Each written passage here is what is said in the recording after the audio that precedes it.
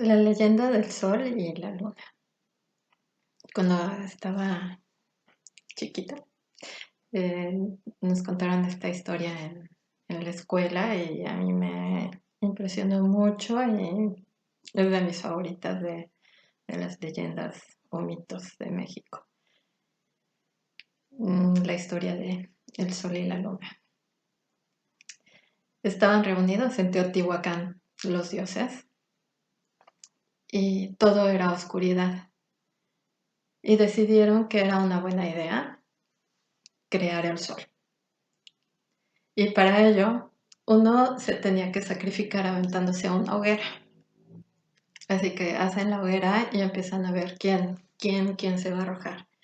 Y uno de ellos, Tecusistecatl, que era muy vanidoso, que era un guerrero, un dios guerrero y supuestamente muy valiente, es elegido y decide el ser el sol que alumbre a todos.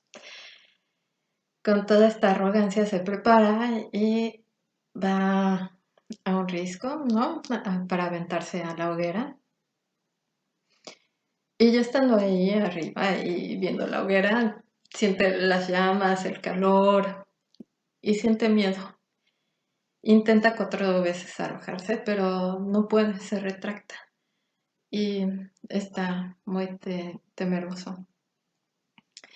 Ante esto, Nanahuatzin, que era un dios lleno de llagas y pobre, se ofrece en sacrificio y sin dudarlo se arroja a las llamas, a la hoguera, y pronto aparece en el cielo, iluminando todo. Avergonzado, Tecusistecatl,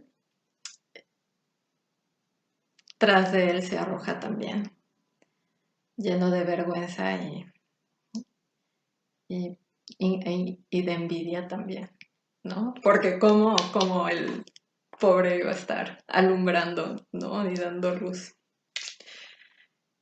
Se arroja y pronto aparece también en el cielo. Y se dan cuenta que es demasiada luz.